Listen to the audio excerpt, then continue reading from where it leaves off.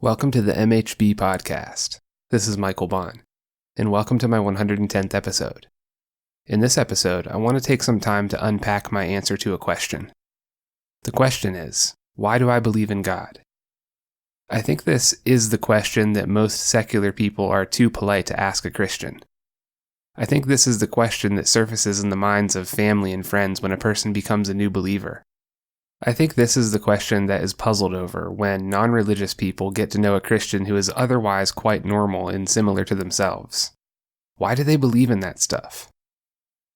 There are far too many Christians who don't know how to answer that question. They can't articulate why they believe in God. They just know that they do.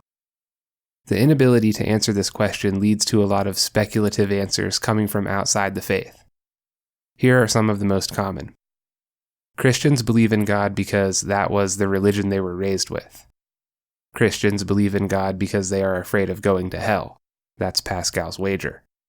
Christians believe in God because they aren't emotionally mature enough to tolerate cold, hard reality. Christians believe in God because they are superstitious and had some kind of encounter they could not explain.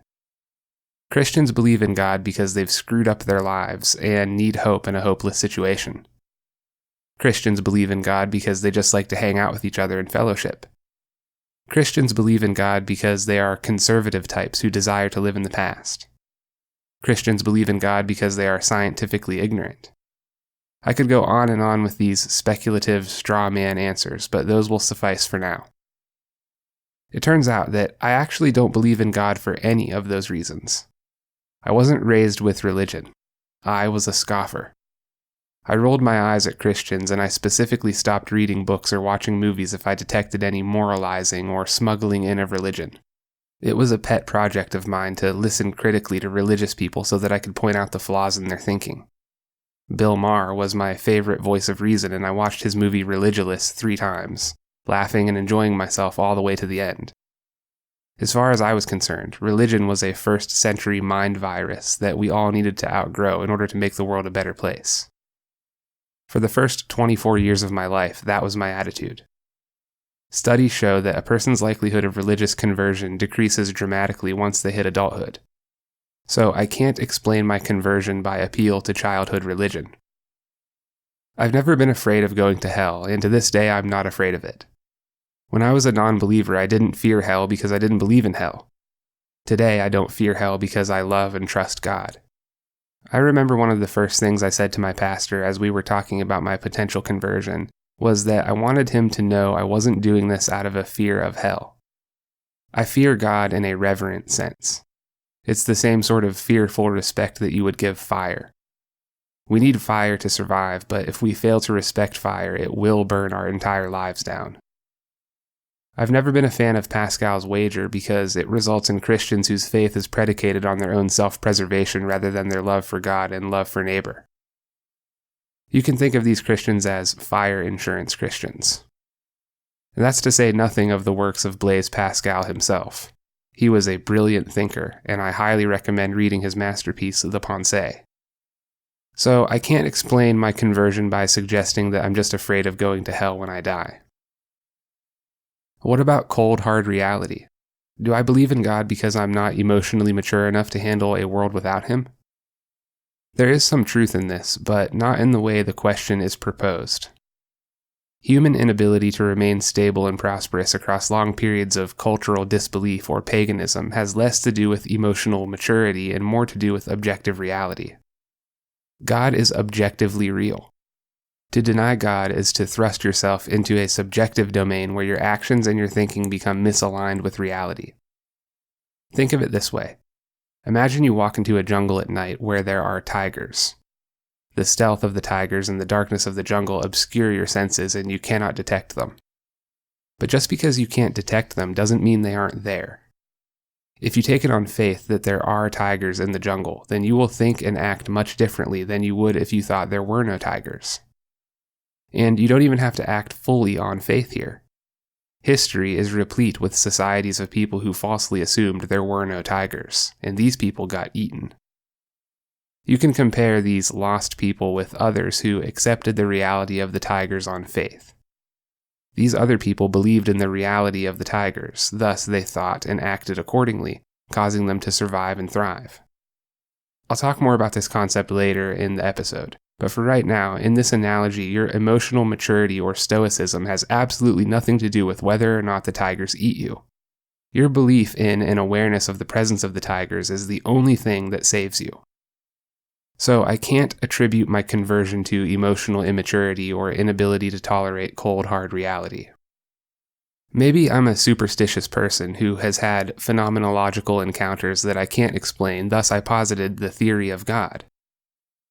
Well, I can tell you that I've never heard a voice. God has never spoken to me literally or audibly.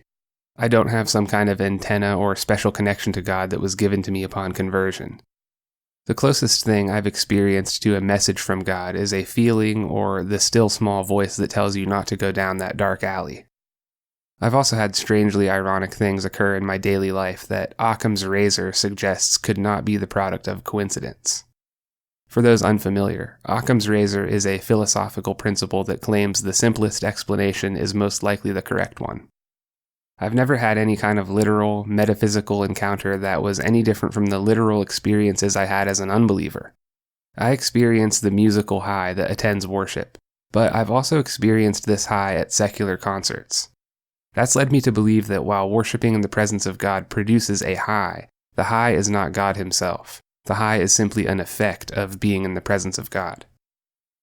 I can't explain my conversion by appeal to superstition because, quite honestly, nothing that qualifies as superstitious has ever really happened to me. Did I screw up my life so badly that I'm now in a hopeless situation, so I turn to belief in God to keep me going?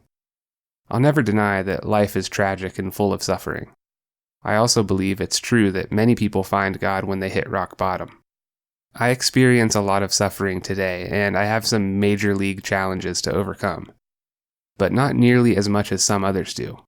I'm a young, attractive, intelligent person who has had the privilege of living in the wealthiest, most advanced society on Earth. I have a beautiful wife. I have loving parents. I love the work that I do. I'm active in my community, and my daily existence is imbued with a strong sense of meaning and purpose. Before my conversion, I suffered some heartbreak from a failed relationship, but I also had the opportunity of living to please myself each and every day. I had enough money to do many of the things I wanted to do.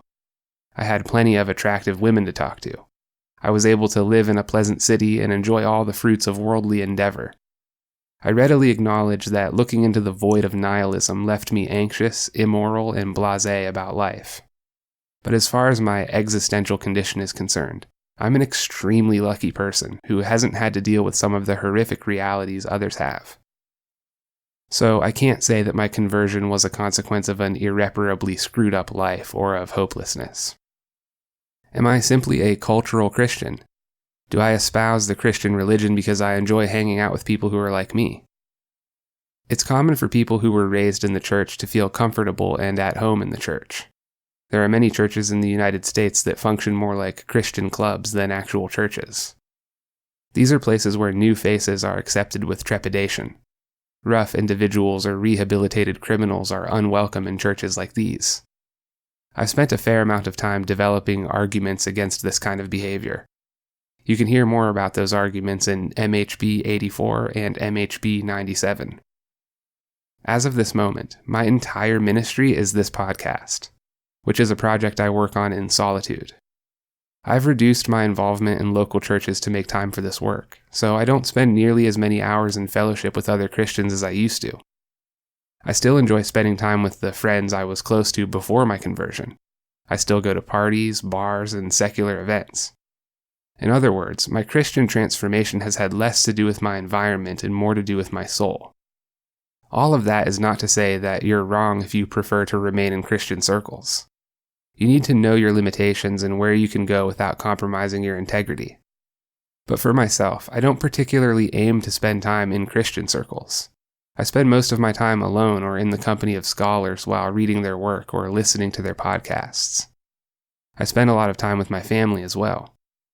I think the amount of time I spend in social environments has actually decreased since my conversion, and definitely since the podcast became a ministry. So, my conversion was not primarily motivated by some desire to create social networks among Christians. Maybe I'm a conservative type who wants things to go back to the way they were in the 1950s. I don't think this is true of me either. For a long time, I was a registered Democrat and I voted for former President Obama. But then I voted for President Trump in 2016. Why the change? Mostly due to the fact that the Democrats have abandoned classic liberalism in favor of the far-left radical cult of wokeness. They're traveling down a road that leads to an historical outcome I want to stay far away from. But I'm not a theocrat either. I think it's usually an extraordinarily bad idea to legislate my belief system onto others. If you have to force the population to abide by your set of values, you've already lost the battle. Prayer, public influence, and proper education are far more effective at shifting the culture than policy will ever be. Furthermore, I don't have a particularly rosy view of the past. I'm really thankful to be alive during this generation. My society has more access to things like luxury and medication than any civilization in history. Prosperity is relatively easy to achieve in the West, and poverty is being reduced more and more each year. I grew up in a rural area, but I've learned to love being in cities as well. I don't feel threatened by diversity of culture, although I'm comfortable calling out mistakes when I see them in any group of people. I love the advancement of technology. The ministry that I'm most passionate about is this podcast. I'm active on most social media platforms, and nearly all of my life's work is online. I see far more benefit to the internet and to technological prowess than I see downsides. So I can't say that I'm a Christian because I yearn for the good old days. I prefer the 21st century.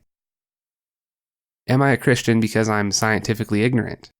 I'm not going to overstate my scientific knowledge, but I can tell you that I'm deeply familiar with the work of many famous scientists who are alive right now. One of my favorite speakers is a clinical psychologist who has more journal citations than many others in his field. Another one of my favorites is an atheist neuroscientist out of Stanford. I'm not an anti-vaxxer, and I wholeheartedly embrace the opinion of experts in most given fields of inquiry. This means I believe climate change is a real problem caused by human activity, and it's a very complicated problem at that. I vehemently oppose the oversimplified, ideological solutions offered by far-left politicians. I'm capable of an above-average articulation of Darwin's theory of evolution. I understand its strengths and weaknesses, as well as how it relates to Scripture. Like I said, I'm not a scientist, and I'm not going to claim that mantle, but I think I'm more scientifically minded than most non-believers, let alone Christians. So I can't say that I've fallen into Christianity because of scientific ignorance. Okay, so we've dealt with the usual straw man explanations charged against Christians for why they believe in God. Now let's get to the good part. I'm going to do the best I can to articulate why I believe in God. This may be a bit technical, so you'll have to bear with me. I like to think of my belief in 3 layers. The first is ontological, the second is normative, and the third is strategic. I'll explain those 3 layers as I go through each one. I think these layers are what make up the basic anatomy of a worldview or belief system. I think much of our lives are influenced by the composition of these 3 layers. We have free will, yes, but our decisions and perceptions are so heavily influenced by these 3 layers that we aren't nearly as free as we might first assume. I would propose to you that it is extremely important that you get these 3 layers sorted out in your own life. Even if you're not religious, you need to figure out what's driving you because you don't want to run off of a cliff. First, let's consider the ontological layer. This is like the context of your life. It's the framework of your very existence. It's the story you're telling yourself about where you're from, why you're here, and where you're going. You should never underestimate the power of framing. An example I like to use is to imagine yourself working out at the gym. Your muscles are burning and your heart is pounding. These sensations don't scare you and you feel okay. Some athletes even learn to enjoy these sensations. But if you woke up one morning in your bed with your muscles burning and your heart pounding, you would go to the emergency room immediately. The same exact sensations wrapped in different contexts have totally different effects on you. That's because when you're at the gym, you know why you are feeling those things. Your life functions the same way.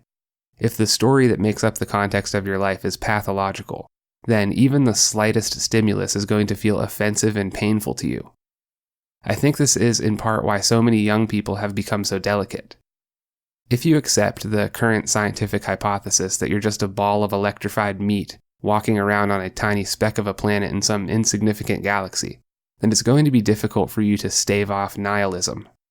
In fact, I would go so far as to say that those who claim this belief but are not nihilistic are simply being disingenuous about what they believe. You need to have some kind of purpose behind your daily existence or else you cannot function. Those who begin at unbelief and set out in search of purpose have a tendency to look in all the wrong places. The materialist atheists who lead rich and satisfying lives do so because they are acting out the Christian narrative while claiming to believe something else. That's called cognitive dissonance. How do I know such a thing is possible? Well, have you ever watched a person who claimed to be a Christian do terrible things? They suffer from cognitive dissonance as well. Okay, back to the power of framing. Here's another interesting example. Have you ever read the novel or watched the movie 50 Shades of Grey?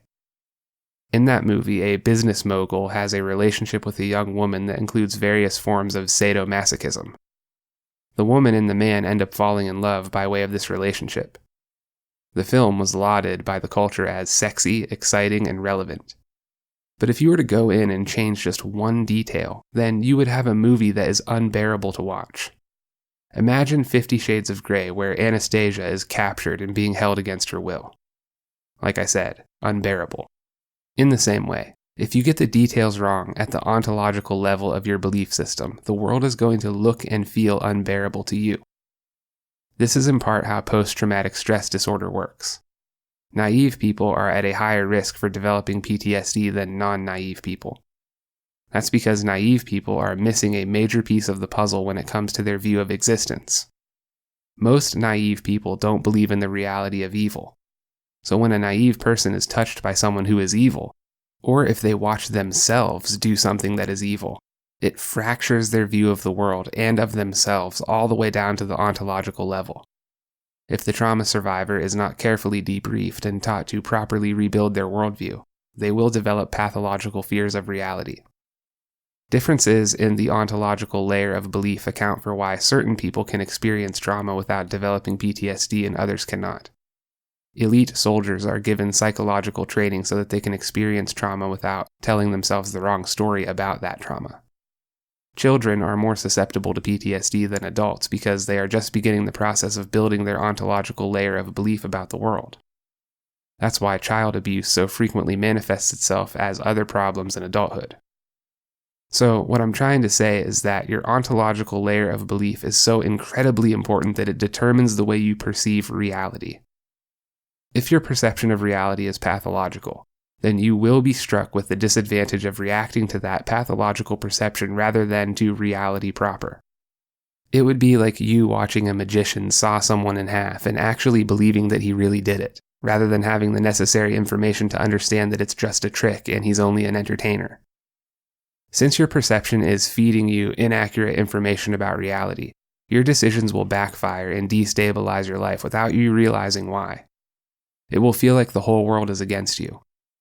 I believe the Bible is a narrative that helps you build an ontological layer of perception that most closely matches actual reality. If you allow the biblical story to provide the context of your life, where you come from, why you're here, and where you're going, then your brain will be running the operating system that is designed to succeed in ultimate reality. To prove that, we move into the next layer, which is the normative layer. The normative layer of your belief structure is dependent on the ontological layer. If your ontological layer is screwed up, then those errors are going to manifest themselves in your normative layer. The normative layer is made up of what we call morality. It says this: given that I come from A, and the reason I'm here is B, and where I'm going is C, then I ought to do D and E. I ought not to do F and G. The most relevant examples for us today are the value of human life and the necessity for not lying. If the scientists drum into our ontological layer that we are nothing but rearranged pond scum, then our normative layer is going to be warped by that belief. If I really believe that, then the only reason not to hurt or kill another person is the fear of being caught by the authorities. You might say, that's crazy. I would never hurt or kill another person even if I knew I could get away with it. And you're right, you wouldn't do that because you don't want to do that. The thought disgusts you. But the only reason the thought disgusts you is because you associate human life with value and you empathize with the other person's experience. But those characteristics were taught to you in the form of stories. They are not endemic to your condition. To illustrate the point, let's play a little thought experiment. How easy is it for you to eat bacon? It's pretty easy when you can just go to the store and pick it up in the bacon section where the bacon has always been just bacon. But let's imagine instead that you adopted a little piglet named Mortimer.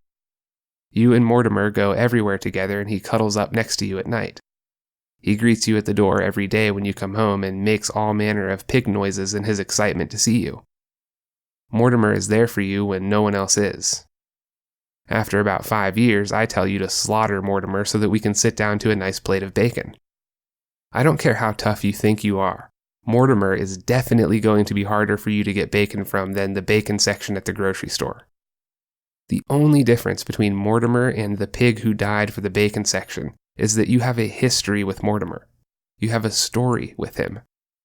The story that you have about the closest people in your life is the only thing that differentiates them from complete strangers.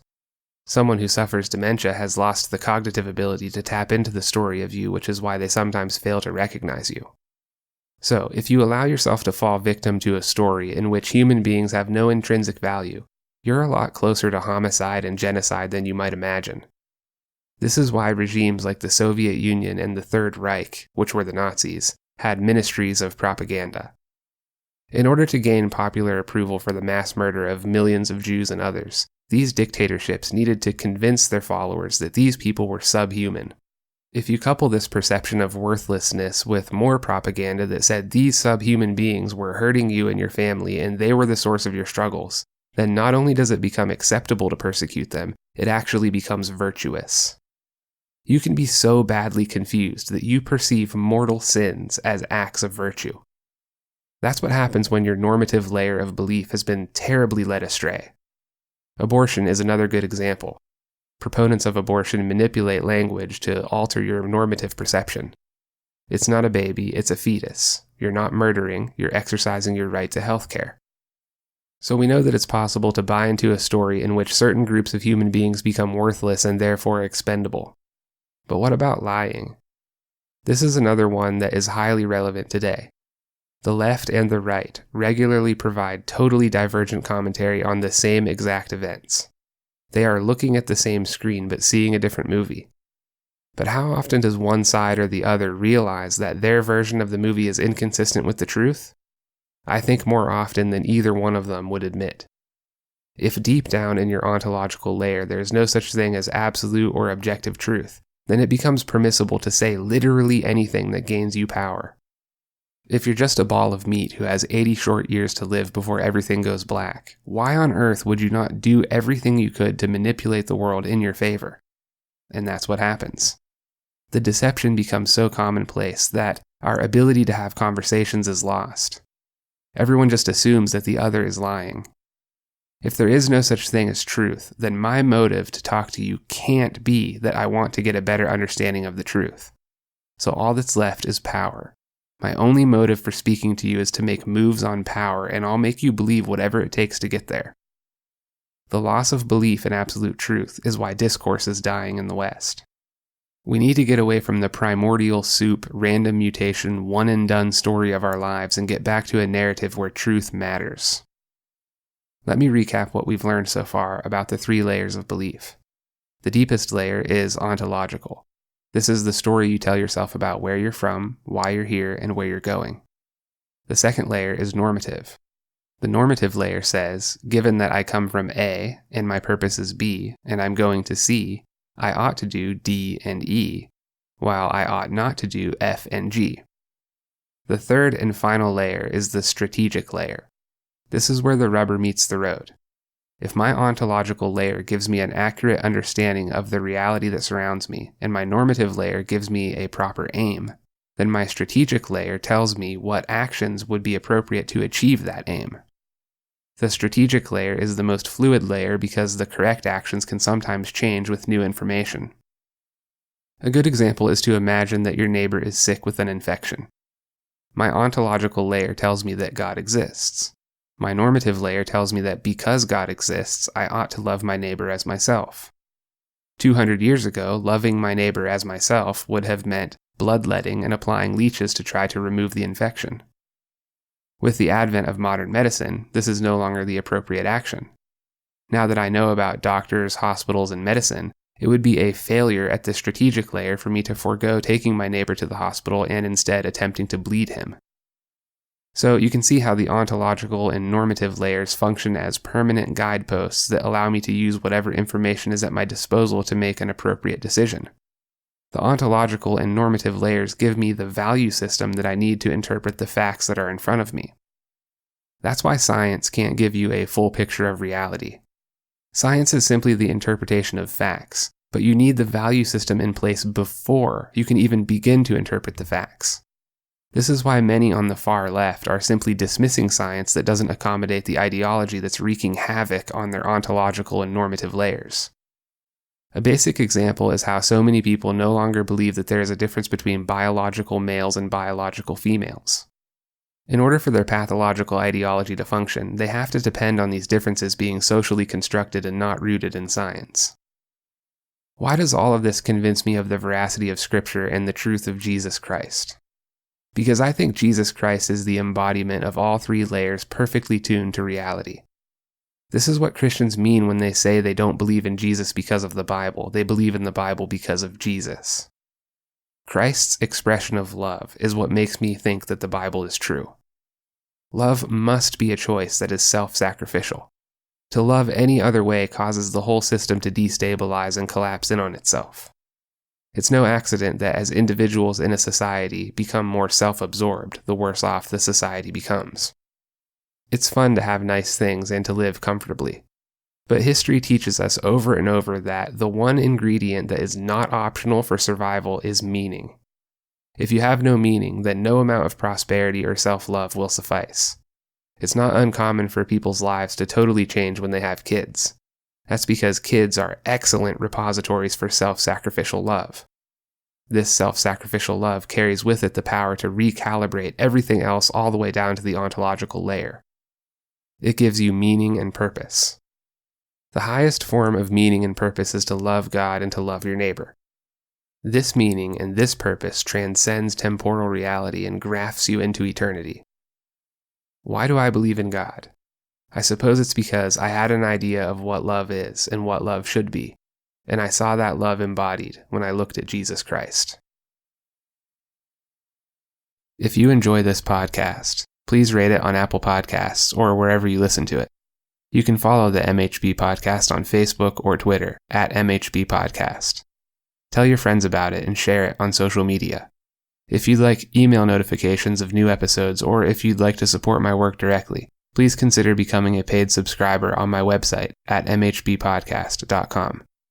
This work is made possible by listener support, so your generosity is greatly appreciated. Thank you all for joining me, and I will see you in the next episode.